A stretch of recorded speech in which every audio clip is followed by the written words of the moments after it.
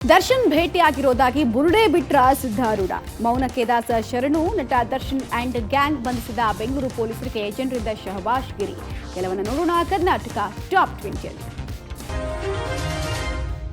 ರಾಜ್ಯದ ಕರಾವಳಿಯಲ್ಲಿ ಮಳೆಯ ಅಬ್ಬರವೇನೂ ಕಡಿಮೆಯಾಗಿದೆ. ಆದರೆ ಕಡಲ ಕೊರೆತ ಮಾತ್ರ ಕಿಂಚಿತ್ತೂ ಕಡಿಮೆಯಾದಂತಿಲ್ಲ. ಹೌದು, ಕಳೆದ ಕೆಲ ದಿನಗಳಿಂದ ನಿರಂತರವಾಗಿ ಮಳೆ ಸುರಿದು ನದಿಗಳು ಉಕ್ಕಿ ಹರಿತಾ ಇವೆ. ಇದರಿಂದ ಸಮುದ್ರ ಪ್ರಕ್ಷುಬ್ಧಗೊಂಡು ಅಬ್ಬರಿಸಿ ಕಡಲ್ ಕೊರೆತ ಸಮಸ್ಯೆ ಕಡಲ ತೀರದ ನಿವಾಸಿಗಳ ಜೀವವನ್ನ ಹಿಂಡುತ್ತಾ ಇದೆ. ಮನೆಗಳು ಬೀಳುವ ಅಪಾಯದಲ್ಲಿದೆ. ಮಂಗಳೂರು ಹೊರವಲಯದ ಸೋಮೇಶ್ವರ ಉಚ್ಚಿಲದಲ್ಲಿ ಸಮುದ್ರದ ದಡದಲ್ಲಿ ಅಲೆಗಳ ಅಬ್ಬರ ತಡೆಯೋದಕ್ಕೆ ನಿರ್ಮಿಸಿದಂತಹ ತಡೆಗೋಡೆಯ ಕಲ್ಲುಗಳು ಸಮುದ್ರ ಪಾಲಾಗ್ತಾ ಇದೆ. ಸಮುದ್ರ ಭೂಪ್ರದೇಶವನ್ನ ಅಪೋಷಣಕ್ಕೆ ತೆಗೆದುಕೊಳ್ತಾ ಇದ್ದು ಸಂಪರ್ಕ ರಸ್ತೆ ಸಮುದ್ರ ಹೊಡೆತಕ್ಕೆ ಕೊಚ್ಚಿ ಹೋಗುವ ಸಾಧ್ಯತೆ ಇದೆ.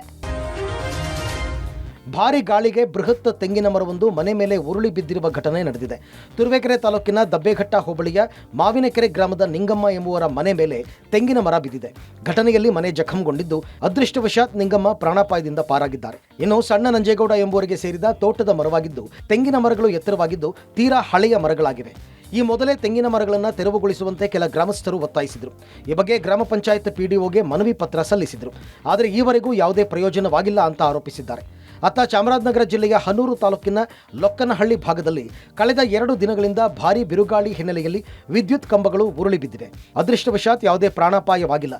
ಇನ್ನೊಂದೆಡೆ ತಮಿಳುನಾಡಿಗೆ ಸಂಪರ್ಕ ಕಲ್ಪಿಸುವ ರಾಜ್ಯ ಹೆದ್ದಾರಿಯಲ್ಲಿ ಬಿರುಗಾಳಿಗೆ ಮರಗಳು ಮುರಿದು ಬಿದ್ದು ವಾಹನ ಸಂಚಾರ ಸ್ಥಗಿತಗೊಂಡಿದೆ.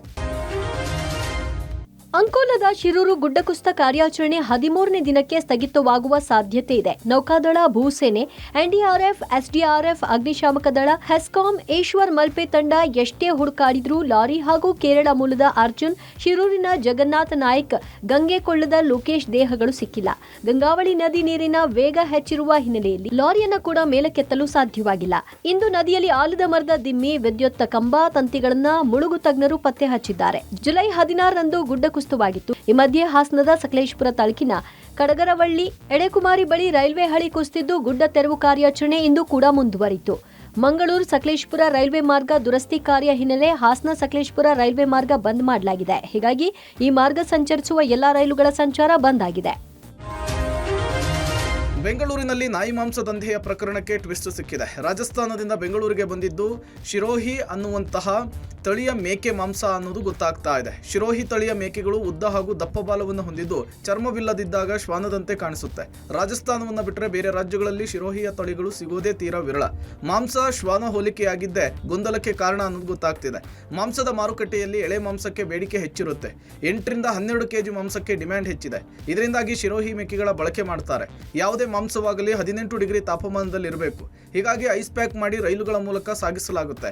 ರಾಜಸ್ಥಾನದಲ್ಲಿ ಮೇಕೆ ಮಾಂಸ ಉತ್ಪಾದನೆ ಹೆಚ್ಚಾಗಿರೋದ್ರಿಂದ ಮೇಕೆ ಮಾರಾಟ ರಫ್ತು ಮಾಡ್ತಾರೆ. ಉತ್ಪಾದನೆ ಹೆಚ್ಚಿರೋದ್ರಿಂದ ಮಾಂಸ ಅಥವಾ ಮೇಕೆಯ ಬೆಲೆ ಕಡಿಮೆ ಕೂಡ ಇರುತ್ತೆ. ಮಾಂಸ ಕೇವಲ 400 ರೂಪಾಯಿ ಆಸುಪಾಸಿನಲ್ಲಿದ್ರೆ ಸಜೀವ ಮೇಕೆಯ ಬೆಲೆ ಕೆಜಿಗೆ 200 ರಿಂದ 250 ರೂಪಾಯಿಗೆ ಸಿಗುತ್ತಂತೆ. ಸದ್ಯ ಆರೋಗ್ಯ ಇಲಾಖೆ ಆಯುಕ್ತ ಶ್ರೀನಿವಾಸ್ ಮೇಲ್ನೋಟಕ್ಕೆ ನಾಯಿ ಮಾಂಸ ಅಂತ ಕಂಡು ಬಂದಿಲ್ಲ. ಮಾಂಸದ ಸ್ಯಾಂಪಲ್ಗಳನ್ನ ಲ್ಯಾಬ್ಗೆ ಕಳುಹಿಸಿದ್ದೇವೆ ಅಂತ ಹೇಳಿದ್ದಾರೆ.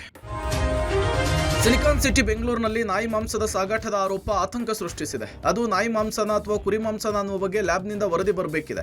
ಈ ಮಧ್ಯೆ ರಾಜಸ್ಥಾನದ ಜೈಪುರದಿಂದ ಬೆಂಗಳೂರಿಗೆ ಬಂದಿರುವ ಮಾಂಸದ ಕ್ವಾಲಿಟಿಯ ಬಗ್ಗೆ ಪ್ರಶ್ನೆ ಎದ್ದಿದೆ. ಈ ಘಟನೆಯಿಂದ ಅಲರ್ಟ್ ಆಗಿರುವ ಆಹಾರ ಮತ್ತು ಸುರಕ್ಷತಾ ಇಲಾಖೆ ಬೆಂಗಳೂರಿನಲ್ಲಿ ಮಟನ್ ಅಂಗಡಿಗಳ ಸುರಕ್ಷತೆ ಮತ್ತು ಮಾಂಸದ ಕ್ವಾಲಿಟಿಯನ್ನು ಚೆಕ್ ಮಾಡೋದಕ್ಕೆ ಮುಂದಾಗಿದೆ.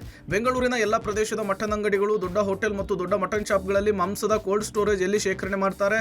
18 ಡಿಗ್ರಿ ಇದ್ರೆ 8 ರಿಂದ 10 ತಿಂಗಳುಗಳ ಕಾಲ ತಿನ್ನಬಹುದಂತೆ. 4 ಡಿಗ್ರಿ ಸೆಂಟಿಗ್ರೇಡ್ ನಲ್ಲಿದ್ರೆ ಮಾಂಸ ಚೆನ್ನಾಗಿರುತ್ತೆ. ಹೀಗಾಗಿ ಕೋಲ್ಡ್ ಸ್ಟೋರೇಜ್ ಮಾಡಲಿದ್ದಾರೆ. ಈ ಮಧ್ಯೆ ಬೆಂಗಳೂರಿನ ಮಾಂಸದ ಅಂಗಡಿಗಳ ಹೈಜೆನಿಕ್ ಚೆಕ್ ಅನ್ನ ಮಾಡಿ ಸ್ಯಾಂಪಲ್ ಕಲೆಕ್ಟ್ ಮಾಡಿ ಟೆಸ್ಟ್ಗೆ ಕಳುಹಿಸಿದ್ದು ರಿಪೋರ್ಟ್ಗಾಗಿ ಆಹಾರ ಸುರಕ್ಷತೆ ಮತ್ತು ಗುಣಮಟ್ಟ ಇಲಾಖೆ ಕಾಯ್ತಾ ಇದೆ. FSSAI ಗೈಡ್ಲೈನ್ಸ್ ಪ್ರಕಾರ FSSAI ಲೈಸೆನ್ಸ್ ಇರಬೇಕು ಮತ್ತು ಅವರು ಏನು 4 ಡಿಗ್ರಿ ಒಳಗೆ ಇತ್ತು ಅಂದರೆ ಅದು ನಾವು 2 ರಿಂದ 4 ದಿನ ಇಟ್ಕೋಬೋದು. -18 ಡಿಗ್ರಿ ಇದ್ದರೆ ಅದು ಭಾಳ ದಿನ ಇಟ್ಕೋಬೋದು ಅಂತೇಳಿ ಒಂದು ಸ್ಪೆಸಿಫಿಕೇಷನ್ಸ್ ಇರೋದ್ರಿಂದ ಅದು ರೈಸಲ್ಲಿ ತಂದಿರೋದ್ರಿಂದ ಈಗ ಅದು ಎಷ್ಟು ಡಿಗ್ರಿ ಇದೆ ಅಂತ ನೋಡೋದಕ್ಕೆ ಹೇಳಿದ್ದೀನಿ. ಸೊ ಅದೇ ರೀತಿ ಸ್ಯಾಂಪಲ್ಸ್ ಸಹಿತ ಬಂದ ಮೇಲೆ ನಾವು ಮುಂದಿನ ಕ್ರಮ ತಗೊಂತೀವಿ.